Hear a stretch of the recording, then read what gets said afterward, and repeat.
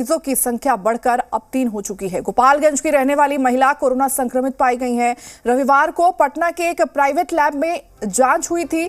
महिला को home isolation में रहने की फिलहाल सलाह दी गई है।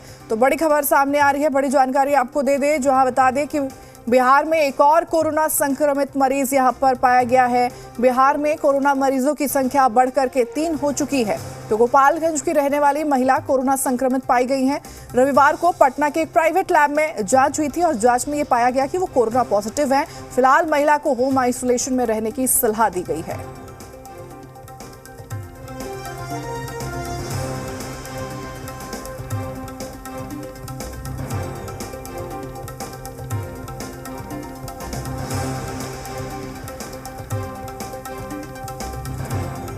तो बिहार में बता दें कि फिलहाल कोरोना मरीजों की जो संख्या है वो बढ़ करके 3 हो चुकी है। आपको बता दें कि ताजा मामला एक और सामने निकल कर आया गोपालगंज से, जहां गोपालगंज की रहने वाली एक महिला जो है वो कोरोना संक्रमित पाई गई हैं। फिलहाल उन्हें होम आइसोलेशन में रहने की सलाह दी गई है।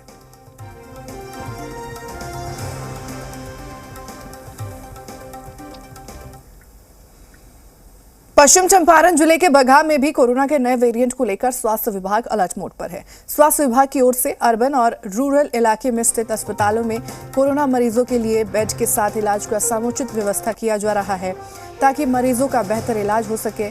वाल्मीकि नगर में 2 बेड और हरनाटान में भी 2 बेड के अलावा सेमरा रेफरल अस्पताल में हाईटेक 60 बेड तैयार किया गया है।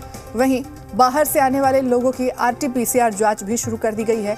नए वेरिएंट के लक्षण दिखाई देने पर रैंडम जांच कर मरीजों को क्वारंटीन भी आपको बता दें कि मुकम्मल यहां पर व्यवस्था की गई है। स्वास्थ्य विभाग की ओर से लोगों को मास्क पहनने और 2 गज की दूरी बनाए रखने की अपील की गई है।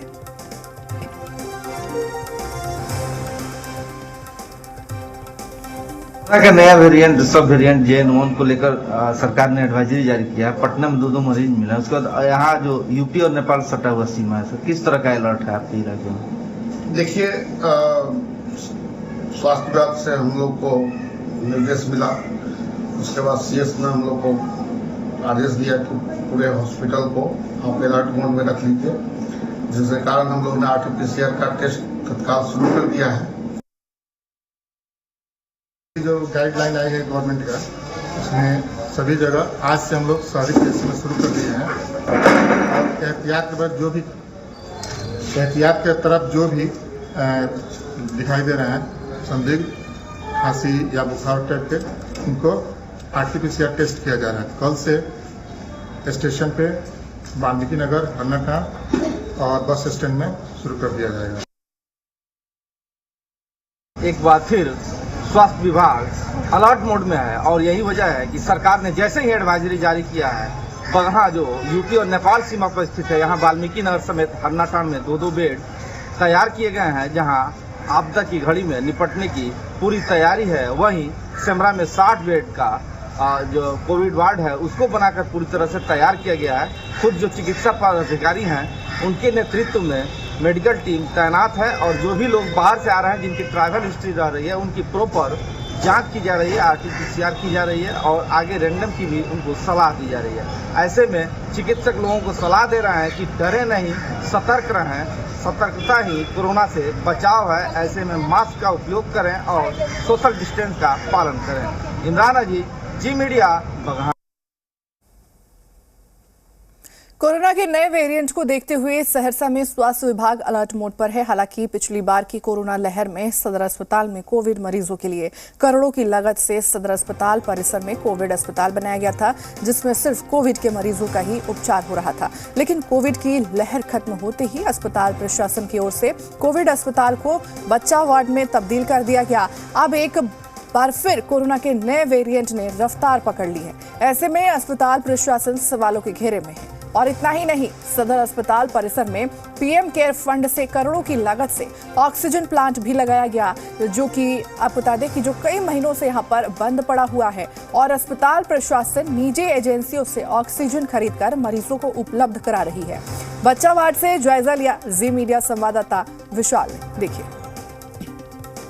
गया था बच्चा वार्ड में, क्योंकि कोविड जो है लगभग विदा हो गया था, इसलिए हम लोग उसको यूज कर रहे थे।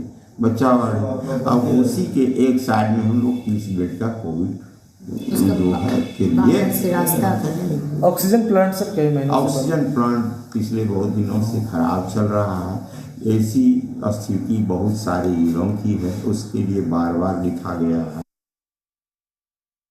इस वक्त हम मौजूद हैं सहरसा सदर अस्पताल में। सबसे पहले मैं आपको पीछे की तस्वीर दिखा रहा हूं। ये कोविड हॉस्पिटल लिखा हुआ बोर्ड नजर आ रहा होगा आपको, और दूसरी तरफ जो तस्वीर है ये बच्चा वार्ड लिखा हुआ तस्वीर जो है आपको नजर आ रहा होगा। दरअसल इसके पीछे की सच्चाई मैं बता दूं, जहां बच्चा वार्ड देख रहे हैं, जो बिल्डिंग अब को बच्चा वार्ड नजर आ रहा है, दरअसल यहाँ कोविड के समय में सरकार ने करोड़ों रुपए की लागत लगाकर यहाँ पर कोविड अस्पताल बनाया था। लेकिन कोविड की लहर खत्म होते ही ये वार्ड जो है कोविड वार्ड अब बच्चा वार्ड में तब्दील हो गया है। यहाँ कुछ स्थानीय लोग हैं, हम इनसे जानते हैं कि आखिर यहाँ पहले क्या था, अब क्या है, आखिर ऐसा क्या हुआ। पहले यहाँ इससे पहले जो है नया जब सरकार का जो कोविड की जल्द महामारी चली, उसके बाद जो है सरकार ने बनवाया था कोविड वार्ड, कोविड अस्पताल नवनीत बन के तैयार हुआ। उसके बाद इसमें बच्चा वार्ड आज महीनों पूर्व बच्चा वार्ड इसमें शिफ्ट कर दिया गया है। और उसके बाद ये जो आप बगल में देख रहे हैं जिसमें ये पार्किंग किया गया है, वो उसमें जो है आपको कार्यशाला अस्पताल में जो विभिन्न कार्यक्रम होता है वो भी चलता है। में जब कोरोना का जो लहर चला था उस समय कोविड वार्ड नहीं था और ना ही किसी तरह की कोई व्यवस्था थी, लेकिन सरकार पीएम केयर फंड के द्वारा ये जो करोड़ों की लागत से आपको ये कोविड वार्ड बनाया गया था। और कोविड वार्ड हाल ही में अब देख रहे हैं कि अब ये बच्चा वार्ड बन गया है। ये कहीं ना कहीं अस्पताल प्रशासन की लापरवाही और अपनी जो है सो व्यवस्था कहीं ना कहीं उजागर कर रहा है कि उनकी मनमर्जी किस हिसाब से है वो आप देख रहे होंगे। ऑक्सीजन प्लांट है जो कि करोड़ों की लागत से आपको ऑक्सीजन प्लांट बना था, जो कि पीएम केयर फंड से ही जो है सो जो आम लोगों के द्वारा जो प्रधानमंत्री राहत कोष में जो पैसा दिया गया था उस पैसा से जो है सो सदर अस्पताल में जो है ऑक्सीजन प्लांट लगा।